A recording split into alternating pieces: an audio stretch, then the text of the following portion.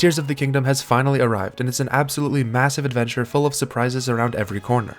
It's proven itself to be a worthy follow-up to Breath of the Wild by continuing to innovate with fresh new gameplay mechanics, while also expanding the scope and scale of this version of Hyrule. I've been enjoying every second of my journey so far, and it's quickly become one of my new favorite games of all time. So today I'm going to try and figure out what makes this game so fantastic, and talk about why I think it's the perfect sequel.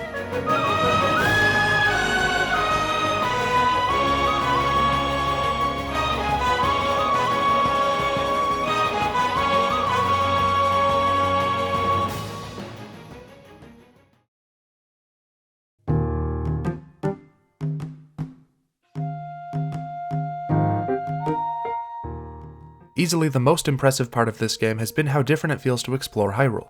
We've known since the beginning that this game would be using the same map as the original, and I've always had a few concerns about how repetitive that might feel. But I was really surprised at just how fresh the map feels. Every major location is changed in ways that make it feel new and interesting again, and that's just on the surface. Of course, there's also the Sky Islands up above that give you plenty of new areas to explore. But there's also a third layer deep below Hyrule that's essentially an entire second map the same size as the surface. These three layers of the map not only give Hyrule a new sense of verticality and scale, they also do a really great job at changing up the flow of gameplay to keep things engaging.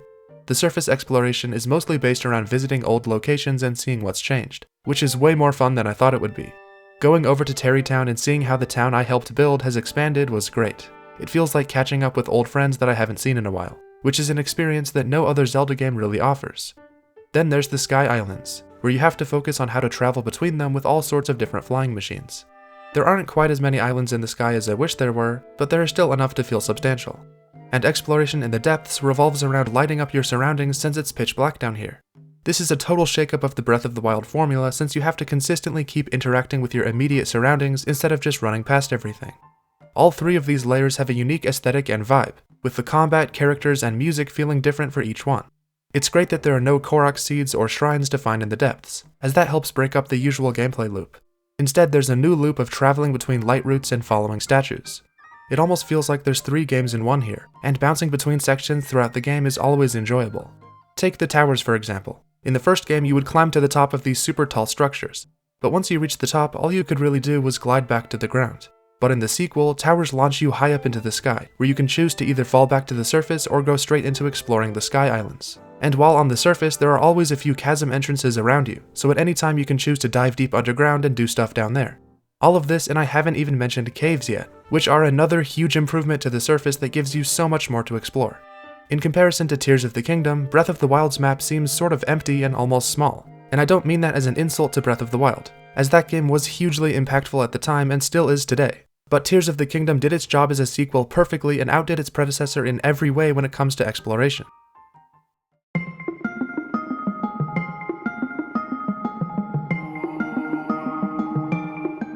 But the improvements don't stop at just exploration. Essentially, every aspect of Breath of the Wild has been expanded and made better in Tears of the Kingdom. There are plenty of new enemies to fight against, weapons to mess around with, gear to unlock, and side quests to complete. The dungeons and boss fights have been massively improved, bringing the whole experience a lot closer to that classic Zelda feel. Each one has different themes and designs that make them stand apart, and the boss fights are bigger and better with more exciting and unique music tracks. I won't talk too much about the new dungeons since most of the enjoyment comes from playing through them yourself, and we're still in the early months after release. The basic setup of shrines being spread out across the map is kept here, but the shrines themselves are improved in a couple key areas. They stand out less after being activated, so instead of being bright blue, they simply blend into the background. You don't have to walk in and activate the elevator to enter, instead you just have to walk forward.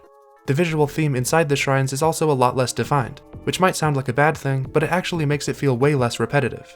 The music is less repetitive as well, since there's actually multiple different songs this time around that help things feel less tiresome. These are all fairly small changes, but they add up over the course of such a long adventure, making the shrines in Tears of the Kingdom a lot less boring.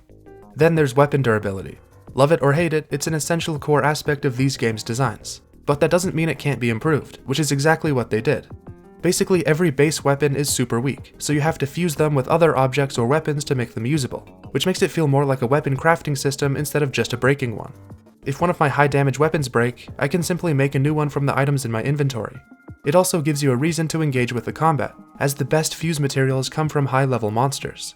This new weapon system feels a lot more free-flowing and less frustrating, and even allows for creativity and fun while crafting weapons.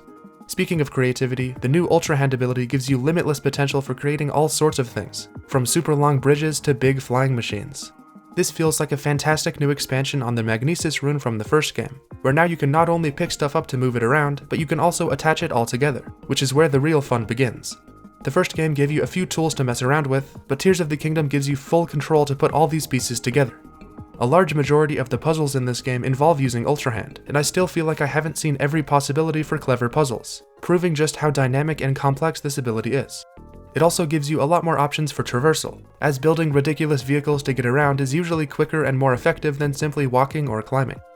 Giving you yet another way to interact with the objects of this world is Recall, which when used right can basically break every puzzle in the game. Once you start thinking backwards, using Recall will make you feel like a genius who can do anything. This ability is so great because it gets you thinking about the movement of every object around you at all times, so you have to pay attention to your surroundings to consider what advantages the things around you can offer. And finally, rounding out the 4 main abilities, there's Ascend, which lets you swim through any surface above you to reach the top. This ability is essential to the gameplay loop of this game, where verticality is used much more than it was before. Exploring caves would be a lot more tedious if you weren't able to quickly leave at any time, and enclosed spaces in general feel a lot less restricting, taking that open-air concept to the next level. The new abilities in this game are a great toolset that lets you create your own experience unique to you, and each one feels essential to the gameplay. Using all these abilities in combination with each other is what really makes Tears of the Kingdom stand out from other open-world games, as the world itself becomes a playground for you to explore the limits of.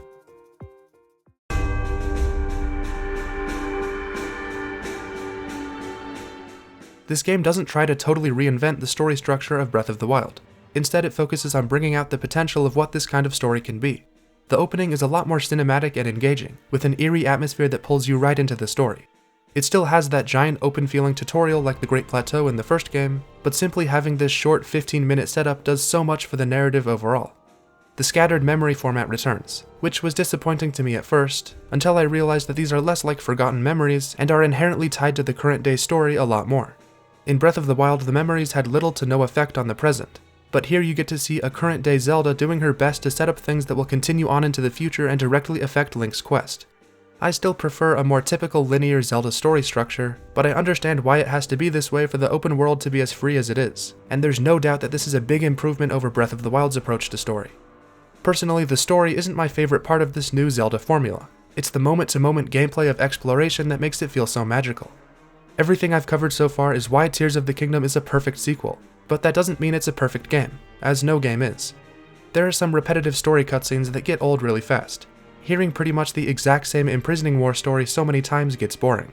The new champion abilities are strangely really clunky to use in gameplay, as having multiple followers that you have to physically approach to activate feels really weird. I usually just dismiss all of them so I can explore by myself, and then awkwardly open up the menu and reactivate them when I need them most.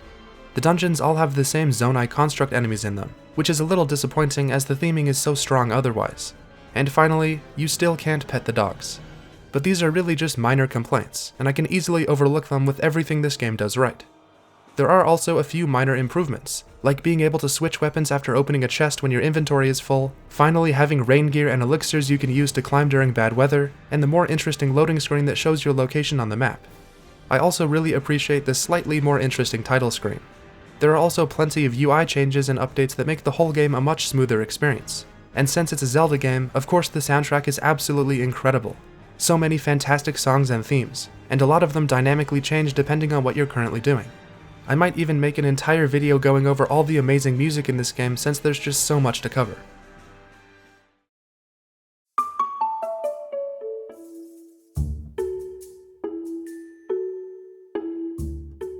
And that's a whole lot of reasons why Tears of the Kingdom is such a great successor to Breath of the Wild. And for me, the final cherry on top that really brought this game to the next level was the final sequence and boss fight. Don't worry, I won't show any of it here as I would hate to spoil it for anyone, so just know that it has some of the greatest video game moments I've ever witnessed.